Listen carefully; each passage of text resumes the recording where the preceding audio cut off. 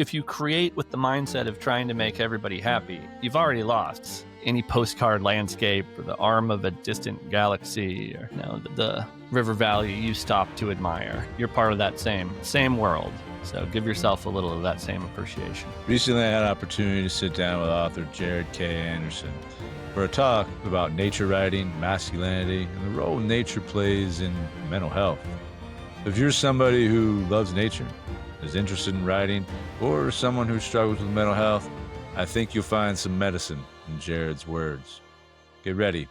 It's time to enter the Wild Lab. Welcome back to the Wild Lab, everybody. I have a wonderful guest, a very special guest on today, Jarod Anderson.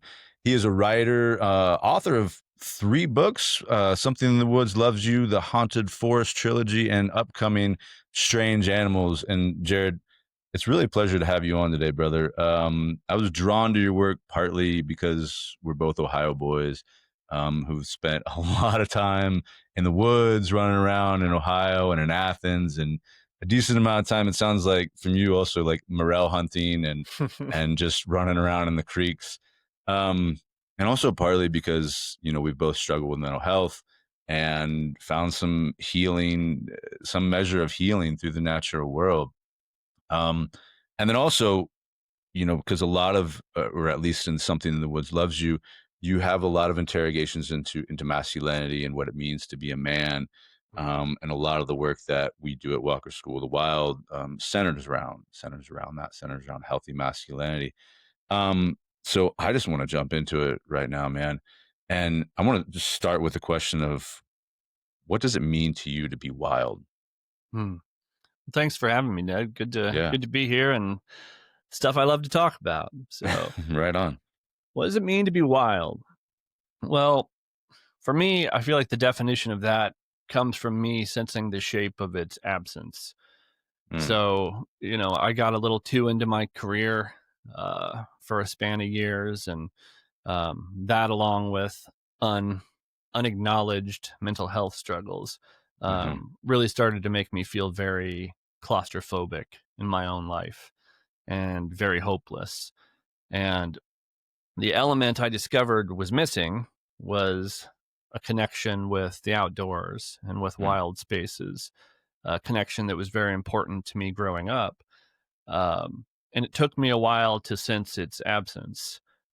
But, wildness to me is a thing I feel when I'm out in the woods. And I might articulate it as a kind of intuitive shaking off of a bunch of external scripts and expectations and outside pressures to be a certain way. When I'm out under the trees, a lot of the mental pain I carry with me, even if I don't realize I'm carrying it, starts to melt away. And I think when I'm a very self-reflective person, and when I've tried to dig into why, there's the physiological benefits to being out in wild places, but for me, it's also something about identity. It's something about how I think of myself, or the story of myself. And when I'm out in the woods, nobody's asking me to be anything. Nobody's asking me to play a role. Like, I'm not supposed to be a teacher or an employee or a son or a husband. And that frees me up to think very honestly about myself and what I want. And so I think that's the core of wildness for me. It's like being present in my body and in the moment in a way that being out under the trees really encourages in me, in a way that feels both natural and effortless, that can be hard to reach for when I'm sitting at a desk. Yeah, I like that. I like that a lot. So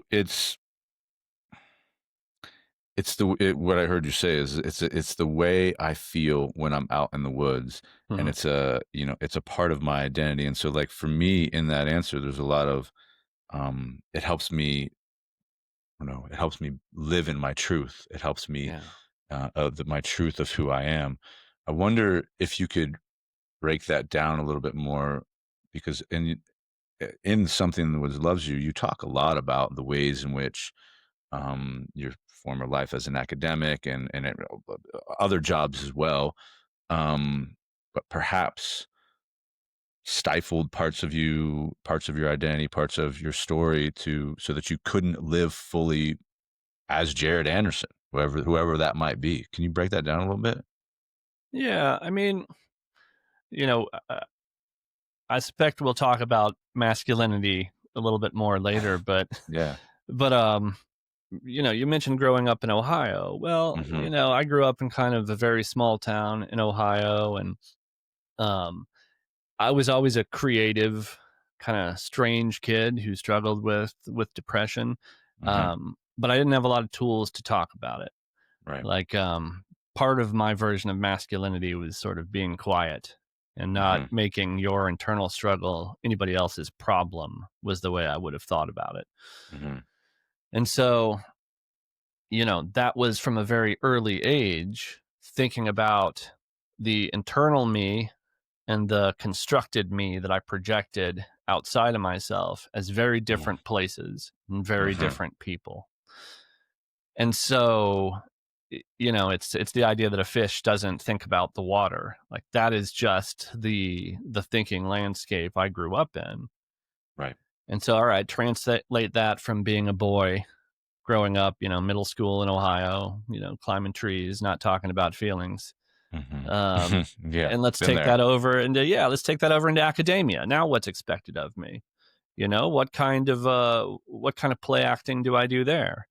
As a person who, life of the mind, I care about learning, scholarship, I take pedagogy, teaching seriously. All right, now that's not about me.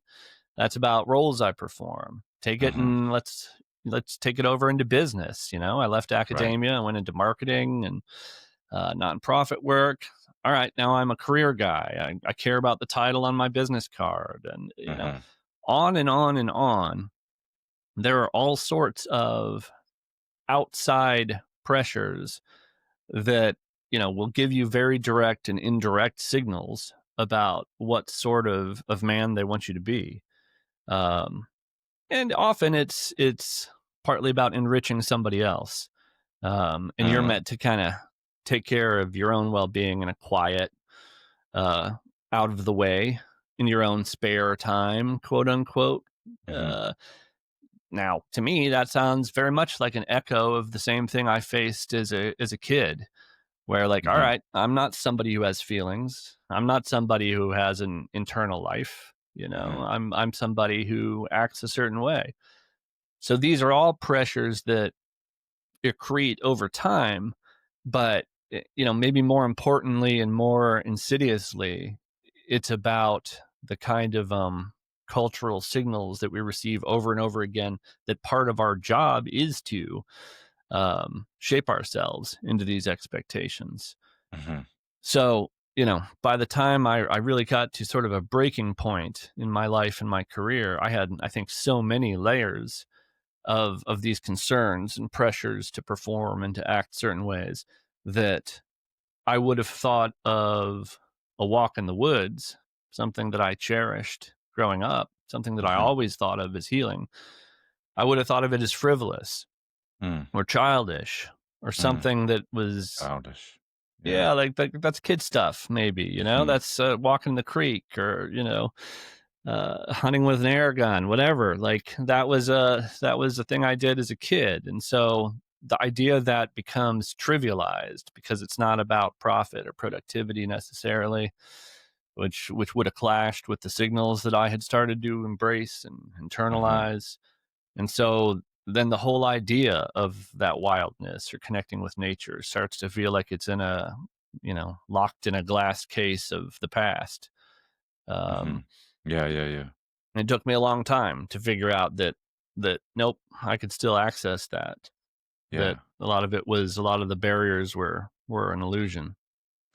Well, and it's funny that you call it, or well, you didn't call it.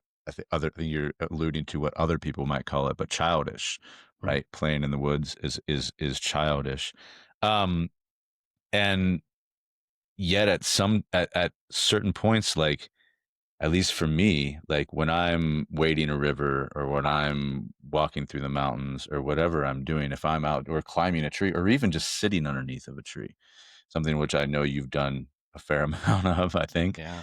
Um, those are the times that I feel the most me. I feel the most myself within my body, within my soul, whatever words you want to use there, um, and the most free, right?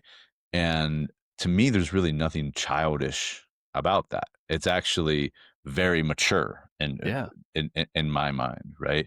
Because I'm living my truth. I'm living like who I actually am, as opposed to what someone else is telling me I should be and what someone else is telling me I should do, Yeah, right? I think we could even analyze the word childish, right? Sure. Like childish as in the thing a human animal is drawn to Mm, before they have all these outside pressure trappings. Like mhm. we could say fundamental instead of childish or Sure. foundational. Like Thank these you. are the things that like Yeah. a kid knows instinctually that we have to unlearn. Yeah. Yeah, I have a 5.5-year-old. Mhm. And the stuff he knows, I often feel like he's reteaching me things. Like, Mm.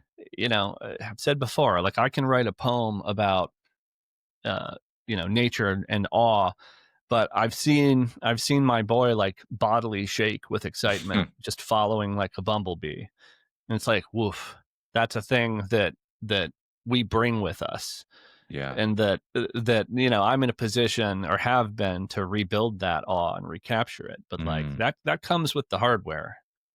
Mhm. Mhm. So tell me more about that. Tell me more about seeing the world through the eyes of a 5-year-old Mm. and the awe. Like, tell me more about that. What's that experience been like for you? It's been really affirming, and it's a weird thing about fatherhood when you have some thoughts about how your own childhood might have gone differently, that you Mm. almost feel like you can parent yourself a little bit. Mhm. um, Not in a way that takes agency from them. I mean, the weird thing about having a kid is you're inviting a full human being into the world who Right. is not an extension of you. They're their own person, but Yeah. it is sort of healing to think about, like, you know, when he cries about something, to kneel down and be there with him, Mhm. and validate it and talk to him Mhm. about it and tell him that, yeah, I think that's really hard. Mhm. Like, I think I probably would have gotten a suck it up. And Mm. Mhm. there are times for toughness, but I also don't think toughness has anything to do with a lack of feeling. Like I kind of think it's the opposite. Okay. And so it's been interesting to me to like having a son and thinking about, like, all right, how would I do it differently if I was talking to me Mhm. too when I was Mhm. 6? And Yeah. also like things I have learned, even before Arthur was born, like in my creative life, I finally figured out that if I can make something playful, it works a lot better, Mm. in terms of like getting a book written or finishing a poem, like giving myself permission to be playful before I invite the internal editor into the room. Mm. Huge. For sure. And For my son sure. just knows that. Like he Right. learns things through play.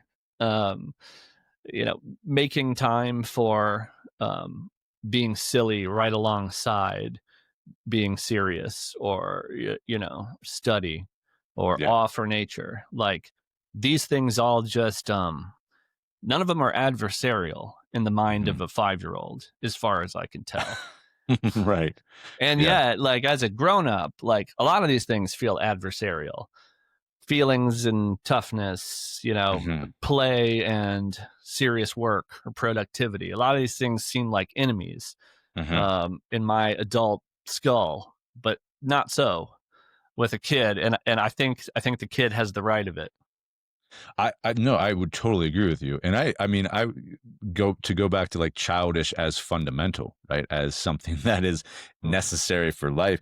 I don't think, and even I mean, I'm learning for myself is that like, yeah, I don't think play and productivity are opposites. I think they are necessary and complementary, Yeah. quite frankly. Because I know for myself, like when I get And I can. There's moments where I can just dive deep into, like, my editorial brain if I'm writing a book or whatever, and I'm just Yeah.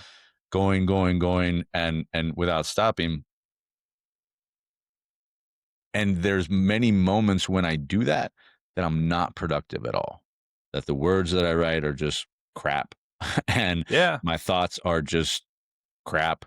And but it's only when I allow myself, not even allow myself, but when I go into the world of play, when I go into the world of wonder, when I go into the world of awe, oftentimes stillness as well is necessary Mm. part of that, right?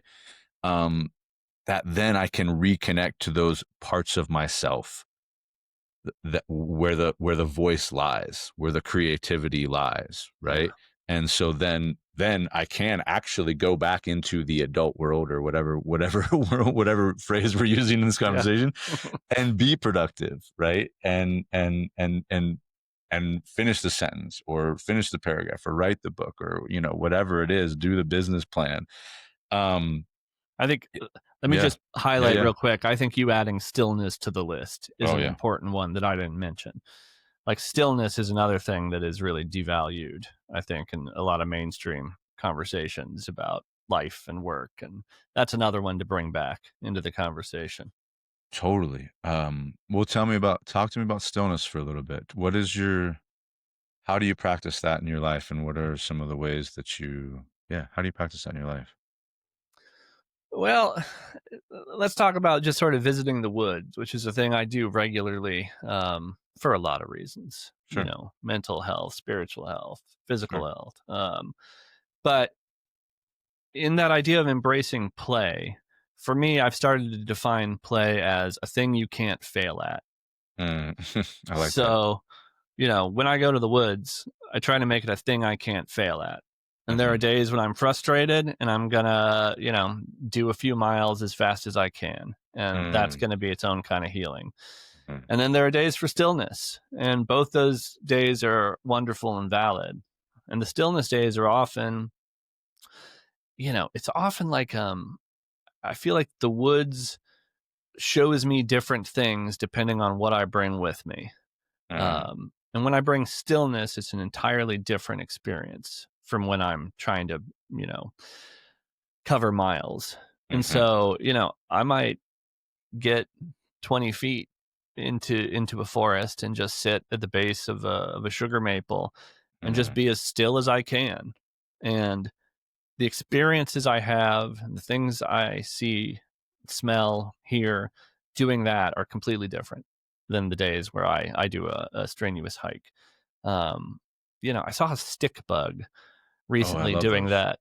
Yeah, and I mean, I think I could count on one hand, maybe, if that, at the times I have seen a stick bug, Yeah. despite all the time I've spent in the woods. Would I have seen it if I wasn't sitting so still? I noticed the difference between the way the breeze was moving a twig versus the way an insect is mimicking a twig moving in the breeze. No. Or, I've seen shrews come up out of the leaf litter because I Mm. stayed still long enough, that I became part of the landscape. I've seen, nuthatches coming down a tree next to me. It's like Mhm. it's a totally different experience. Um, and it's another way that the world tells me that the richness and the deepness there to be discovered is, I'll never get to the bottom of it. Um, Mhm. Mhm. but but sometimes, stillness is a better tool to explore than actively pursuing experience. I absolutely do know. Yeah. I mean, I'm a hunter. I hunt and I fish, and I teach people. I also teach people how to hunt and fish, right, as a way, and how to track as well. And I think there are a lot of misconceptions. Well, they're not necessarily misconceptions. Some of them are true, and depending on how people do some of those activities, right? Um, but one of the common narratives around, like, hunting or fishing is like that of pursuit, that of Hmm. chase, right? And that of actively going out into the woods and procuring meat and bringing it back home. When in And that's one way of doing things, but in actuality and in reality, the vast majority of time that I spent hunting or fishing or tracking is spent in stillness, is spent listening, is spent watching, is spent observing, right? And that's actually what I appreciate the most. And to me, that's where most of the lessons come, is from this deep attunement that I get, that I get to appreciate, I get to experience, um, when I'm sitting on a ridge line and looking down into a valley, or when I mean, heck, when I'm falling asleep beside the river because I want to, because Mm-hmm. I can, right? And I Yeah. know these are in some ways like privileged acts, and I recognize that some people might say that this, comes from a privilege, but I also think that there are opportunities for this. Like, I live in the Eastern Sierra, and so I'm surrounded by, one of the largest, the largest national forest in the lower 48 states. And so I'm surrounded by wilderness, I'm surrounded by lots of things, but I also recognize that this type of stillness, this type of observation and watching, whether you're watching a stick bug or a nuthatch or bluebird or what have you, like, it is possible in your backyard as well. It is possible Yeah. in urban settings as well. And I think, you know, I'm going to bring it back to your writing a little bit. One of the things I actually really appreciate about your writing is the relatability to it, right? Is the fact that, like, I was reading one of your poems the other day. I think it's just called Orcas, Hmm. which is a very simple title, right? Um, and there's not like, you know, really fancy flourishes of the pen, or, wild descriptions of orcas, or something like that. It's just a poem about you sitting in a drab Ohio house. I'm imagining, like, probably on a winter day, or maybe like a fall day. I mean, it's drab in Ohio often, but although now I understand it's really hot. But it's just about you thinking about that, or is sitting in that space and thinking about that there's these wonderful magical creatures called orcas somewhere I else, right? And I think I, it's ha- super relatable. I have it here. You want me to read it? Absolutely, yeah, yeah, for sure, yeah. All right. This is called Orcas. Somewhere there are orcas. I'm in my little gray house in Ohio, surrounded by the stale air of winter indoors. But somewhere there are orcas. It's an easy fact to forget. It's easy to shrink your world to what you can see. But thankfully, somewhere there are orcas. Sometimes my world is all sun faded plastic, scrawled along the roadside in a scribble of petty meanness. But somewhere there are orcas. We all know facts that are as inert as chalk dust, but some knowledge is medicine. Mm, yeah, I love that last line. Some knowledge is medicine. Um, A lot of my poems are notes to self, I, and that's for and that's sure. one of them. You know, Yeah. because especially depression can make you feel Hmm. like your world is very, very small.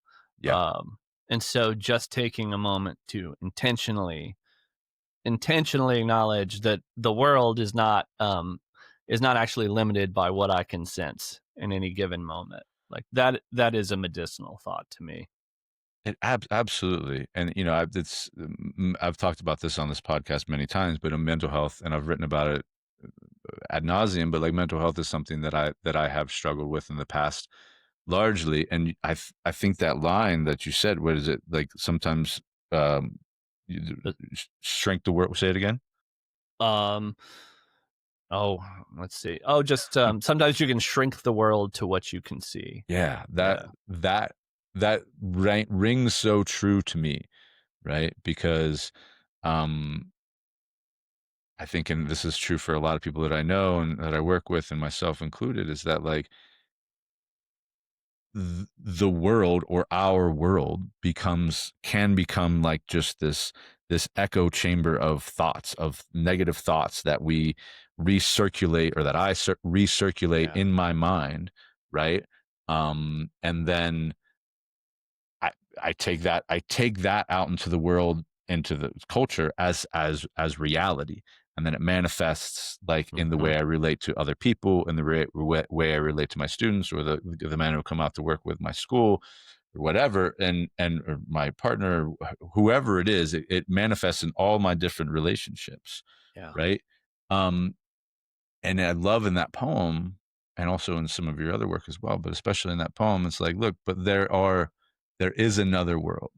There is another way, right? You say knowledge is medicine.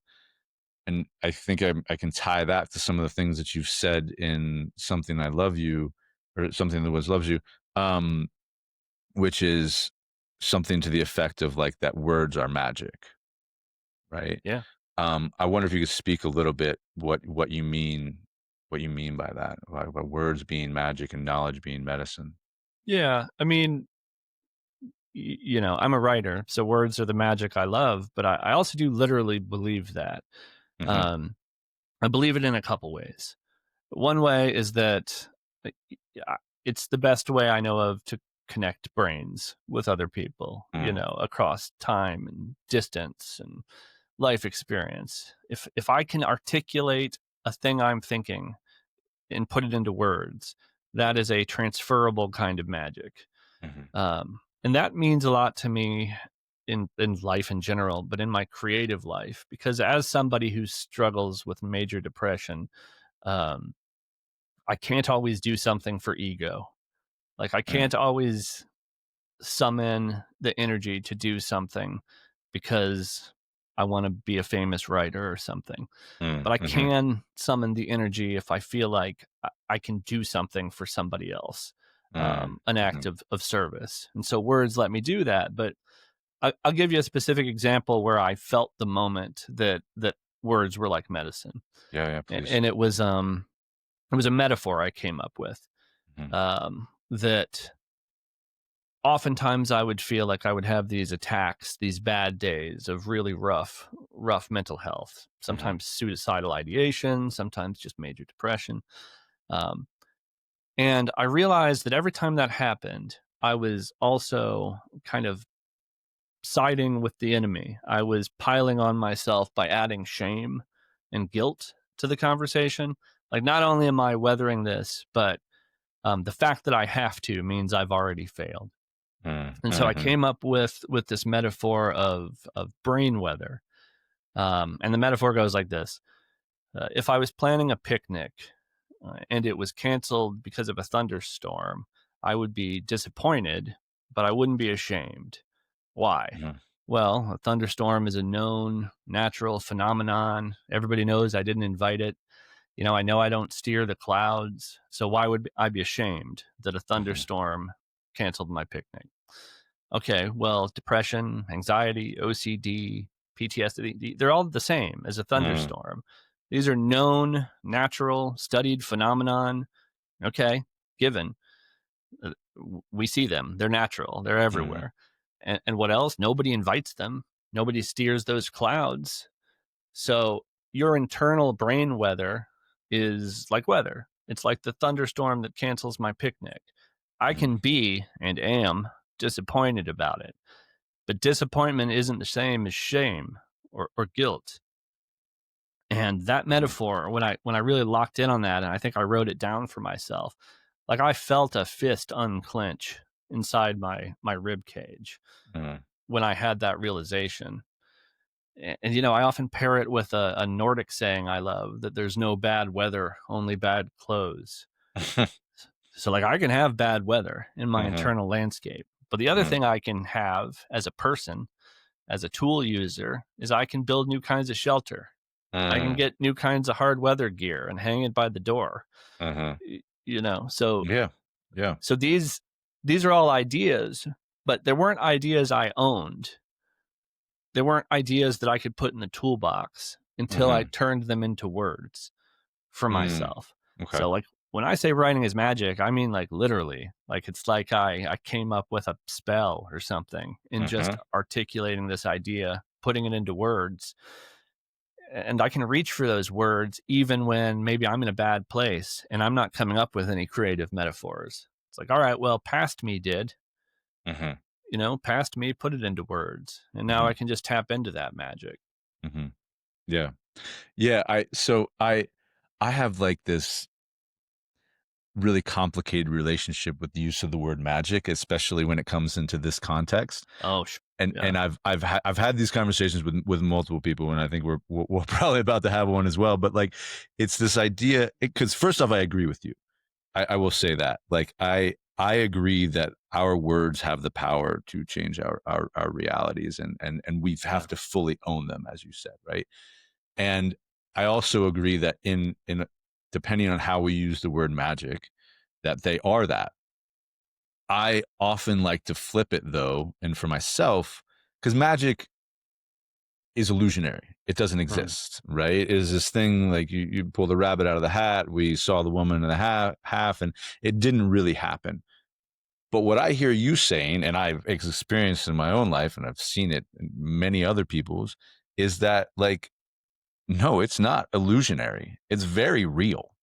Like Yeah. these things are very real. We can actually create lives that we want. We can actually create our realities. And I'm not talking about like necessarily like, hippie manifestation, like woo woo stuff here. Like these things are Mhm. actually very real. And so I, like I said, I have a complicated relationship with that. I oftentimes flip it, and instead of using the word magic, use the word that you used at the end of your poem, which is medicine, Yeah. right? I'm with you 100%. Like, it's Yeah. totally like, it's honestly, I think it's a flavor thing for Yeah. me. And, I grew up kind of, my parents weren't religious. They called Mm, the woods their church, but like, I've been kind of a hardcore atheist, and I mm-hmm, was a biology major. And like, I'm with you on being, um, sometimes, careful about the word magic or mm-hmm, hesitant about it. But I think the word is useful for me because what I'm reaching for is like, it's a little like sacredness, but we could just also use subjectivity, like the mm, power of subjectivity, like the idea that there are objective facts, mm-hmm, boom, facts, things we can measure. Um, but every fact carries with it like the follow up question, so what? And like, mm, there's a difference between fact and meaning. Or mm-hmm, like sometimes I've heard the phrase that um, truth and fact are sisters, not twins. mm-hmm, And when I play with the word magic, what I'm playing with is the idea that like subjective stuff inside our heads, the way we interpret the world, the way our agency for interpretation, subjectivity interacts with hard facts, um, isn't woo woo. That like yeah. we are actually creating things that do shape and change reality. So yeah, I don't mean I cast fireball. Yeah. No, I feel you. I Yeah. feel you.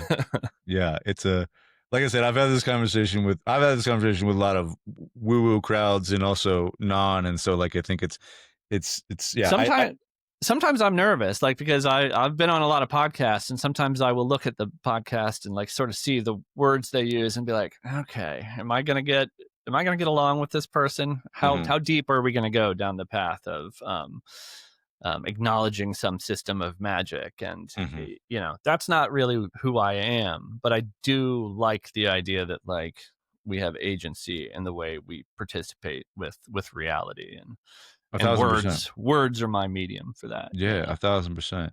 And I will just say, I don't, I'll share a little bit of my story. I've shared this in other places. I mean, I've written about it and published it in places, but, um, and it speaks to your story as well, which is why I'm going to share it now. And it was the power of the magic, um, is that like for decades, from the time I was like 18 until the time I was about 31 or 32, every single day in the morning, my first thought was, how am I going to kill myself today?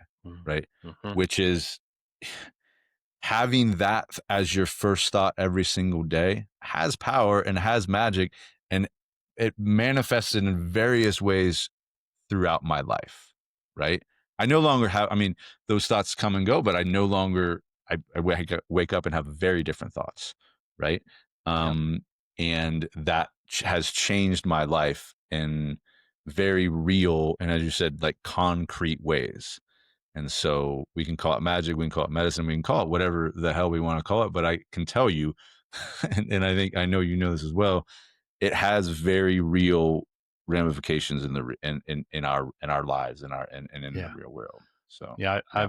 I've been in that mode before where I did wake up with that thought every Hmm. day and just felt like I was living on the defensive Yeah. constantly, like just white knuckle. Yeah. Yeah. Yeah. Yeah. Yeah, I know. White knuckling through the world for sure, man. Yeah.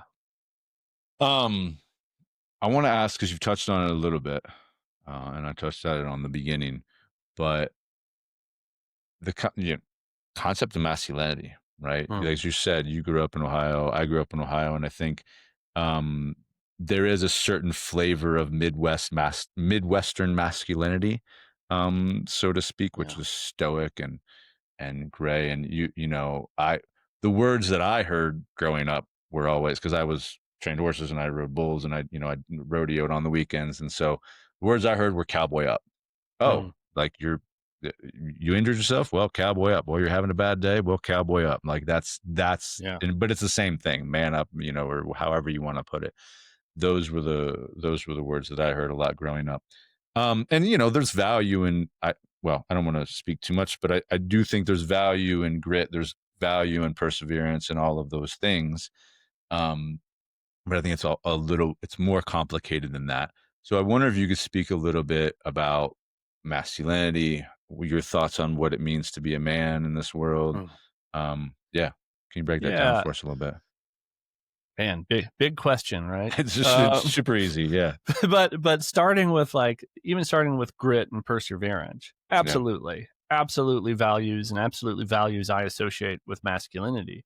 Hmm. I think where it sometimes falls down is the idea that grit or perseverance are um, an end in and of themselves. Hmm. Like Hmm. those are four things. We have grit and perseverance in pursuit of things we care about. Right. Now, if you're being told to embrace grit and perseverance because a loved one doesn't want to have a conversation with you about, crushing feelings you're having, Hmm. starts to lose a little meaning. Mm. Like, all right, so it's like a callus on your hand. Like the callus on your hand grows. Like when I do a bunch of bench press or something and calluses start to really get thick, they're there to protect me because I'm pursuing a goal for a reason. Hmm. I don't want my whole hand to be callous for no reason. Like if you're Mm. using a callus for something, grit, perseverance, toughness, being able to shake off pain or doubt, Hmm. awesome. Like if those are tools you're using in pursuit of something good, yes. Hmm. But sometimes I feel like a lot of the modern conception of masculinity I grew up with leaves out the part of what's important, why we care about resilience or grit or strength or violence. Like I feel like violence was sort of a part of the masculinity that Yeah. I grew up with. And Yeah. I've done so many kinds of martial arts, and I was a Hmm. boxer in college and did Brazilian jiu-jitsu, and I've had my nose broken a bunch of times. And Hmm. um I always kind of like, yeah, this is just part of it. Same with, shooting or self-defense or Hmm. um and I don't discount those as useful skills. I think the problem occurs when we start to conflate um like being what's the word, like capable with being numb, like Mm. having calluses versus being a callus. Yeah. Yeah. Like, That's some kind of pride to wear on on your chest, being callous or yeah, being numb. Yeah. Yeah. yeah, and I mean, some of it is very modern, Hmm. like part of being a good Viking was how good you were at poetry. Like Yeah. like some of our conceptions of masculinity, like we feel like are rooted in like this past of men don't have feelings, and Hmm. I don't even think that is correct. Yeah. Um, Not. It's definitely not. and just in my own life, like I have seen where that mindset that I feel like I internalized from outside cues Hmm. has really made me weaker over Hmm. the years. where What I do you mean by didn't that? acknowledge my feelings. Yeah. And if I didn't acknowledge them, I couldn't have a conversation with them. And like if I Mhm. just tried to pretend away pain or sadness or even love, like if I try to pretend those things away, then all of a sudden I'm trying to live as a paper mask, not as a Mhm. full person. And no part of me thinks that that is any kind of real strength, like actual strength that helps you in pursuit of the things you care about. Mhm. Um, and it just worries me. Sometimes I see conversations that suggest that empathy is not a masculine trait. Mm. Um, and I think that's a rough way to live in a bunch of ways. Okay. Tell me more. um, I mean, first of all, what is killing off your empathy? I mean, first and foremost, it's solipsistic. It's inward looking. I'm the one that Mhm. matters. I'm the only one that matters. And Mhm. what does that do? It depopulates the world of other Mhm. worthy beings, human and Mhm. non human. And suddenly, what? You're a solitary machine of productivity, of Mhm. greed, of lust, of sensation, whatever. But it's all about you, what you can get, and you live in a big gray space full of adversaries Mhm. or commodities. Like all of that makes an empty life, makes a hollow life. And then let's just take it one step further. It's wrong. Like people have internal lives, animals, trees, Mm. like I'm going to say that's just objectively false Mhm. to dismiss all of that as just stuff. Mhm. You know, if you want to have like a romantic relationship and you see that person as an accessory or as like a hollow Mm. vessel there to prop up your ego, you're not having a full relationship. You're the one missing out. Mhm. You know, like it just robs from the self. And if it was robbing from the self and then actually made you tougher, Mm. I don't know, then maybe there was a conversation to be had there. But I don't think it does. I think it just makes people short sighted. And it makes their world smaller and it makes them less able to meet hard challenges and to deal Mhm. with hard thoughts Mm. and to build kind of a full personal philosophy that will serve them and maintain them in both youth and old age and sickness and health. Mhm. Like, so I guess I think of, for me, and I'm fine with masculinity being subjective. For Mhm. me, masculinity is about grit and perseverance Mhm. and toughness, but in the service of caring for people, protecting, and being curious, you know, learning about the world, living Mm. fully. So you know, you can tell I'm standing on a soapbox here a little bit, but Yeah. Go ahead. it's when the toughness is separated from that second part of toughness in the service of what? Mhm. Mhm. Because it's not in the service of just not caring about anything. And I think part of it is like, let's not care about things because if we do, we're vulnerable. Mm. Because It's loving definitely part of it. something, caring about something, it always makes you vulnerable because now you have something important in your life that you don't want to lose. Yeah. It's definitely a part of it, and I think it's interesting. There's a lot in there. There's a lot to unpack in that in that answer. Um, it's interesting the use of the word empathy. I think because for me, and I agree, like to a certain point, because I think having empathy is definitely a part of being of masculinity. Absolutely, fully, right. And I think there are. I think also having boundaries within that Mm, empathy is really really important because I yeah. think for um myself included and for like a lot of the guys that come out to our school as well, like it's we can go too far into the empathetic realm and then everything is for someone else, right? Yes. And then we're not doing things, we become like the so quote unquote, it's a meme these days, but like the quote unquote like nice guy who's really not necessarily nice. He's doing things because, for other people, but really it's for his own good, right? And that just drains has drained me in my Mm-hmm. past, right? To the point where there's no part of me left, right? Yeah. And I start making decisions for other people, and I start doing things for other people. And so, yes, empathy is really, really important. And having boundaries within that says, okay, well, like, and so for me, sometimes I think it's not necessarily, yes, everything is important. And sometimes it's more compassion that I think is that I like to really lean into, because compassion says, okay, I feel for you. I like, I understand your pain and what you're going through. And it's also not mine, but I also can, like, how can I help you with that? How can I, provide for you, protect for you, whatever it happens to be, right? That is needed in that moment. Like, yes, that sucks what you're going through. How can I serve you? How can I Yeah. make it better? You know what I mean? That's a good point, though, that empathy definitely needs seasoned with boundaries. Yeah. Because I've made those mistakes in my life too, where, it, you know, honestly, like I've cut people out of my life before that I see where they're coming from and I feel for them. Mm-hmm. But seeing where they're coming from and feeling for them doesn't change where my boundaries are, Absolutely.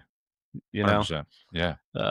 So yeah, that's an important one too. And that's one I fell down on earlier. Like I went through a divorce like 15 years ago, married a high school sweetheart.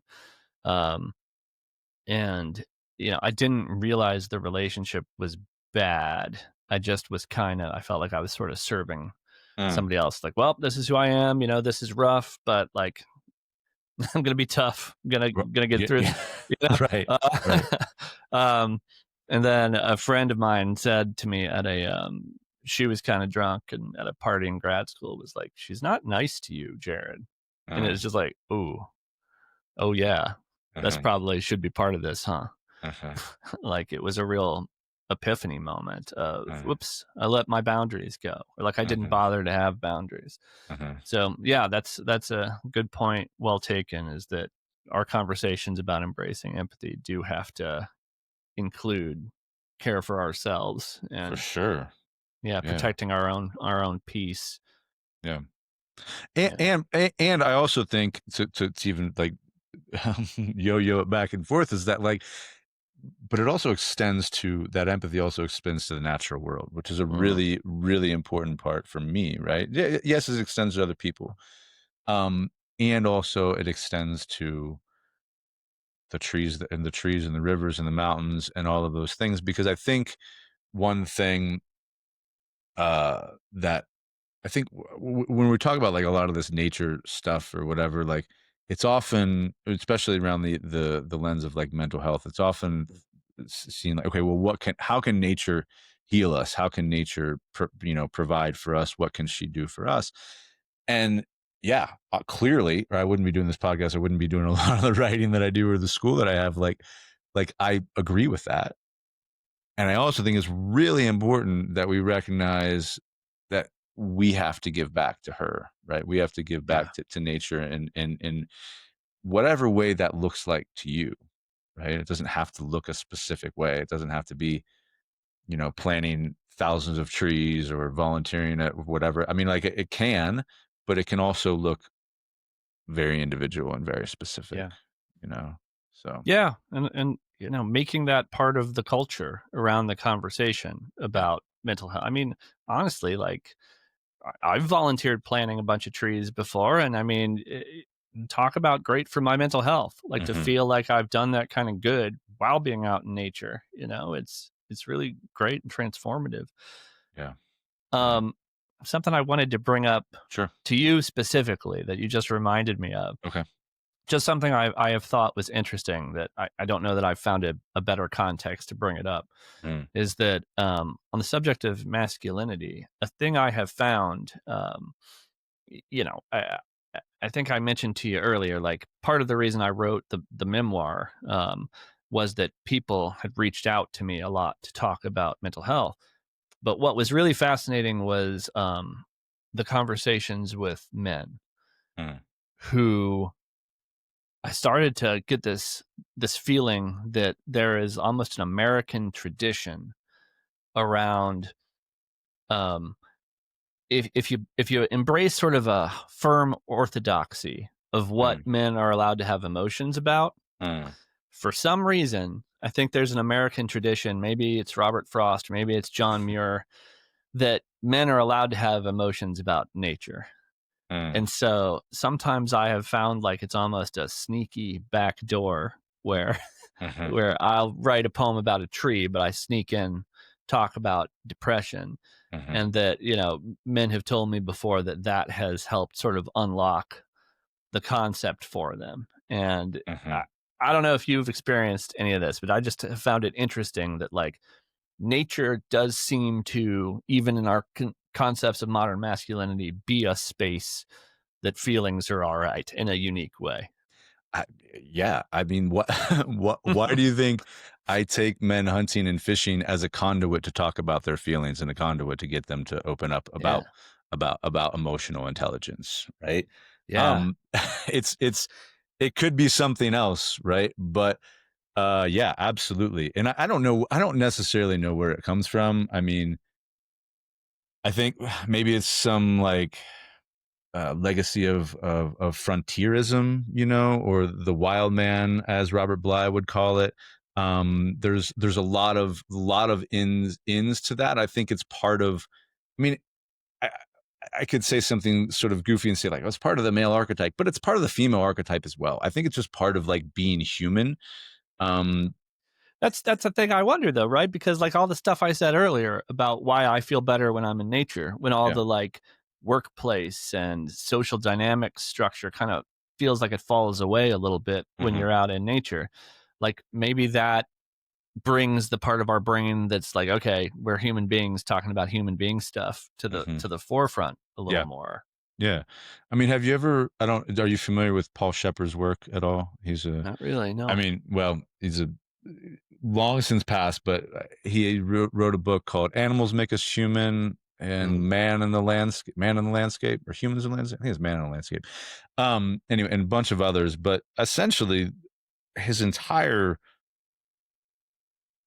work and collection of works, like, I mean, I don't want to bastardize it really well, and I really, really like this guy, but it boils down to the essentially like animals and nature make us human. It's these are the things that make us human, and we've created a very unhuman world, I think, like yeah. through our institutions and our society, like, because part of what it means to be human is to have connection, right? And in nature we have connection to, or we have connection to ourselves.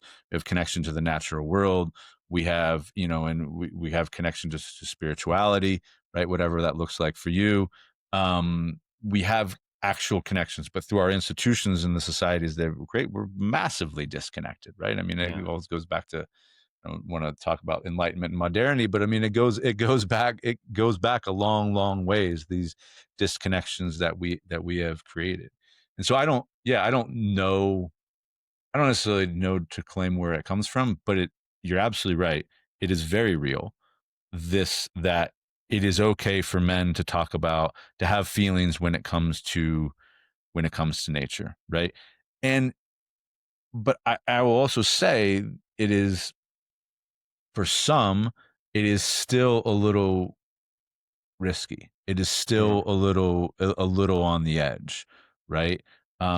Because we bring men out and we take them into the woods and we hunt a lot of bear and we hunt, we do quote unquote masculine things, but we do them often from a place of stillness and from a place of mutual reciprocity, mm, and we do them in a way that is not like you would see on, like, I don't know. Well, for one, we don't call ourselves guides, right? We're not an outfitter service. We're not here to provide like just the act of going out and killing an animal. What we're here to provide is to help you um, develop a conversation with the hmm natural world, a conversation with the animal, conversation with the mountains, with the rivers. Like or help develop that relationship. So yeah, I don't obviously know where it comes from, but I think it boils down to connection to self, Mm. connection to the natural world, and connection to, your whatever spirituality you want to bring in with that. It's it's interesting too. Like when I was really into jujitsu, like Mm. we'd have all these fights to the fake death. You'd choke Right. somebody and then have to tap out, and at the end, everybody was so exhausted and you wanted to throw up. And that was when you'd see a bunch of dudes who you'd never see before, like hugging each other Yeah. and like just like chat. And it was almost like we've checked off the Hmm. masculinity box. Like that's almost out of the room now. And it was some of the most like lovely connection. I mean, I had a guy leaning on me talking about how jujitsu really helps him get through PTSD. Hmm. He was a veteran, and like we just like it was almost like we had done the masculine thing, and Hmm. now like we had permission to discuss like a more I hesitate. I almost said feminine side, but it was like feelings, like Yeah. Yeah. having and owning feelings. Yeah, Yeah. Yeah. Yeah. No, and interesting. that's jujitsu and fighting are great examples. Done a lot of work with some other men's organizations where we box and we fight.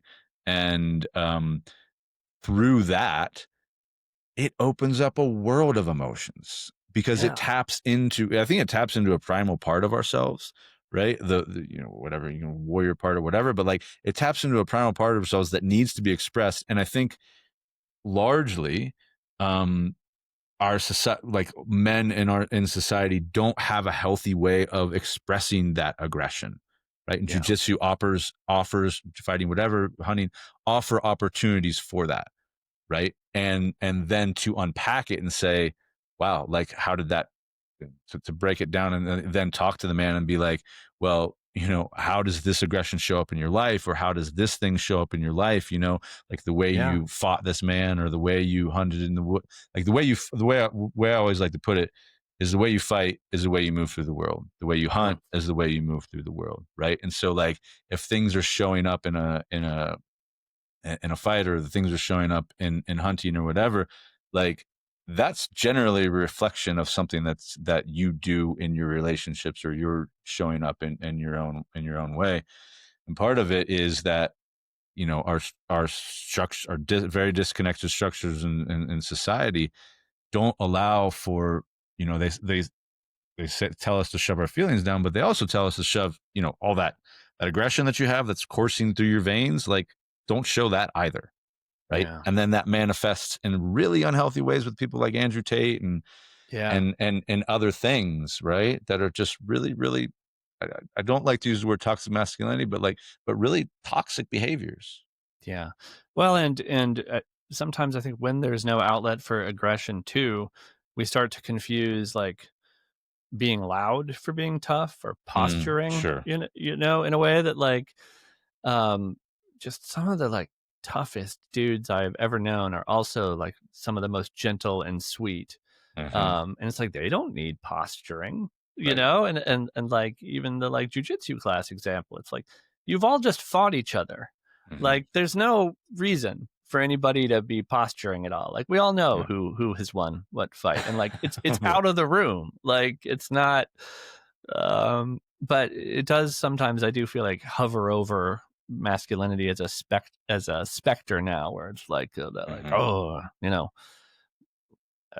what could I fight this person or something, and it's Yeah. like Yeah. that I think is probably in there in the hardware, but when there's no outlet for it, that paired with isolation, and I Mm. mean Yeah. there are so many I think issues to be addressed when we talk about masculinity. Well, yeah, absolutely. And I appreciate, which is partly why I appreciate your work. Especially with Something in the Woods Loves You, is that it does address, at least an angle of that, right? Not the whole thing, but like Yeah, it addresses some of that. And I think that when I think we need more models like that in the world, because that's the other thing, right? Is that, and it sounds like for you as well, like I didn't have a whole lot of like really good models of what that was supposed to look like. Like no, no, aggression was just was just anger and beating, and like it was very unhealthy, right? And so like I knew how to express it in that way. I knew how to express fear in really unhealthy ways, but I didn't necessarily know how to like sit with it. I didn't know how to like process it in a different way or transmute it into something else or whatever, all the different things that we can do. I didn't know how to do that. And so I appreciate your work and your book, because yeah, it will serve and does serve as a model for some men on how to live with their emotions and how to live with that, So Well, thank you. thank you. It took me a long time to get to a place with my own fear where I was comfortable in being as vulnerable Sure. and authentic as I needed to be to write that book. But I eventually figured out that not being vulnerable and authentic has its own costs. That It definitely does. yeah, I think, they're way worse, I think. yeah, Yeah. yeah. Because then if somebody praises you, you're like, well, this is barely the real me anyway. If Right. someone criticizes you, you can be like, well, you don't know the real me. But Yeah. then you're just living as a cardboard cutout of yourself. It's not a Absolutely. good way to live. No, it's not, and I've lived that way. And part of the project of, like I said, this podcast and Walker School of the Wild is to help people live more authentically and help people, like we call it wildly, and you can call it whatever the hell you want to call it. But like Sure. part of that is like just not giving a fuck anymore about what people think, Yep. right? And About yeah, it's important, in life as a creative person. Like it's probably it's borderline embarrassing, I think, how long it took me to figure out my audience isn't everybody and yeah, shouldn't be. shouldn't be. Like if you create with the mindset of trying to make everybody happy, you've already lost. You're not Totally. going to create anything worthwhile. Like so, be authentic. Whether you are or not, there will be people who don't like what you're doing. So, like, what do you lose by trying to be your full self? For sure. And I'll tell you, before we jumped on this call, like we had a brief conversation about like publishing and social media and things like that. And I'll tell you, I expressed to you how much I disliked social media, right? And I wasn't on any social media until a year and a half ago. No Facebook, no Instagram, nothing until like a year and a half ago. Because well, what I told myself is because I hated it, and I did, and I do. But there was also something else there, which was a fear, right? That I Yeah. wasn't willing to acknowledge, or maybe I didn't even necessarily know. And I'll tell you, that's funny because when I was building Walker School of the Wild and all the things that I'm doing now, I like made this big deal up about it in my head, like this first Instagram post, and I was very Mm. naive about the whole thing, And I probably spent like weeks like creating that first post, right? Like thinking Yeah. this is like going to change me. It's going to change the world. It's like this huge thing. And then I got on Instagram and I posted it. And do you know what happened? Nothing. It blew up and went viral. Nothing. I mean, like a few Yeah. people like commented or whatever, but essentially like nothing. And it was like such a relief to me. It wasn't Mm. like I wasn't depressed. It was oh man, this is like relieving. Just to get it, just to do that first thing was Yep. so huge, right? But it was all because I was caught up in here in my head and these stories about my identity and myself and all the things. And in the end, it didn't really matter. Mm. And all, and yeah, and the only thing that really mattered was that I was doing something that I wanted to do, and I was doing it in a way that I wanted to do it. And that's all that really mattered, Yeah. Absolutely. Yeah. you know? I mean, classic, right? The unknown is really scary, and it's always Yes. scarier until you do it, and then you're like, okay, why was that such a big deal? But Yeah. Yeah. Yeah. classic. Yeah. The fear of the unknown. Absolutely, man. Well, Jarod, I really appreciate it. I want to ask you, I do want to ask one more like personal question. How's the Sure. morel hunting this year, man? I didn't make it back to Ohio, and so I'm curious. I did terrible. You did terrible. Yeah, I didn't find any. But you know, I say in the book that one of the nice things about morel hunting is even when I don't find anything, like I still find something, Yeah. like I Yeah. still see things that I want to see just from walking slowly and close looking. Yeah. Um, and I ran into like a couple of different old timers walking slowly with walking sticks, and I knew what they were looking for, and they told me that they had had a good year, but I Mm. didn't. You didn't. Um, no, I ended up actually buying a few from a Did you? local place for my wife Yeah. who loves mushrooms and had never had one. Oh, So wow. yeah, yeah. But I'm told it was a good year for some people, not for me. I But that's usually, part of the magic of it morels, is. right? Like It is. they don't keep appointments. They don't show up when you want them to. That's what makes them so special. Yeah. I love it. I like my family still has, we have a little farm back in southern Ohio, and horses Mm, and things, and 50 acres, and I usually go back once a year in the spring to go morel hunting, nice. specifically. But I didn't make it back this year. It's something I really love. But I just love walking those woods looking for, hen of the woods or oyster mushrooms or morels. It's Yeah. just one of my favorite things to do. And you're right. It's not a very, active pursuit. It's more of a moving very, very slowly and walking very, very slowly and paying attention to just minute details. Because especially oyster mushrooms you can pick out from far away, and so can hen of the woods, but morels can often just hide in plain sight, like right underneath your feet. Yeah, or I stop and it's a black walnut shell just over and over again. Yeah, I right. mean, Yeah, just that's true yeah. too. Um, Yeah, and I mean the adage that for me is that like I find a bunch when I'm not looking for them, and then I feel like when yeah. I go and look specifically for them, then nope, that's not how it works for me. That's the truth with everything, man. Well, here's to a better morel season next year for you, Thank you, and thank you. I hope to get out there as well. Um, yeah, I want to be conscious of your time. So, if there's anything you want to leave these listeners with, any last messages about Hmm. about writing, about masculinity, about the things we've talked about, yeah, about words as magic. What would you say to us? I think just a lot of us feel an instinctual love and admiration for nature, Hmm. and I just want to encourage people who know this intellectually to understand that you are part of that same nature. And so that instinctual love for the outdoors, take a minute every once in a while and turn it back on yourself Yeah, because, you're as natural as any postcard landscape or the arm of a distant galaxy or, the river valley you stop to admire. You're part of that same world. So give yourself a little of that same appreciation. yeah. Thank you, brother. I really appreciate it. And if people want to find you, where can they find Jarod Anderson, your work, and yeah, how can they get in contact Yeah, with you? I'm all over social media. Either as Jarod K. Anderson or the Crypto Naturalist. And you can find pre-order information on the new book Strange Animals at jarodkanderson.com. Thank you, Jarod. Appreciate it. It's been a pleasure talking to you, man. And Yeah, likewise. maybe next time I'm in Ohio, maybe we can see each other in the flesh. I always think these virtual relationships and conversations are so weird, but maybe next spring we can get out in the woods and do some morel hunting, man.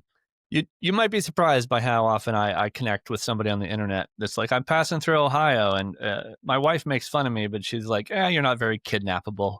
It's like, yeah, Yeah, I'll show up. I'll have a beer yeah. with anybody. Well, and that's the thing about Ohio. A lot of people pass through it. Mm-hmm. Is not one of those places that are like it's a destination, but a lot of people go through. Yeah. Yeah. Yeah. Well, yeah, I hope we get to connect. All right, brother. Well, until next Cool. time. Thanks, Ned. Thanks for listening to the Wild Lab. If today's conversation stirred something in you and you're ready to connect to your own inner wildness, then check us out online on Instagram at Step Into Your Wild, or go on over to www.stepintoyourwild.com to learn more about our coaching services and wilderness academies offered through Walker's School to Wild. Look, this is real work for real people who want to live with more clarity, more purpose, and more strength, but you don't have to figure it out alone. Let's walk this road together. Until next time, stay curious, stay connected, and stay wild.